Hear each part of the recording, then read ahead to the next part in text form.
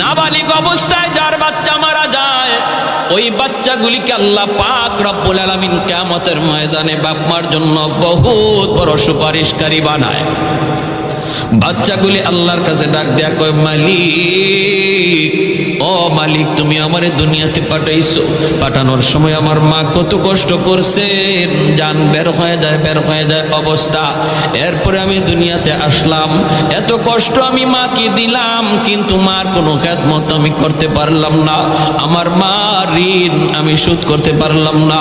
আল্লাহ, আজ যদি তুমি আমাকে জান্নাতে দিতে চাও, আমার মা বাবা সারা জান্নাতে যাইবো না, হয় আমার বাপ মার সাথে জাহান্নামে দিয়ে দাও, হয় আমাকে আমার বাপ মার সাথে জাহান্নামে দিয়ে দাও।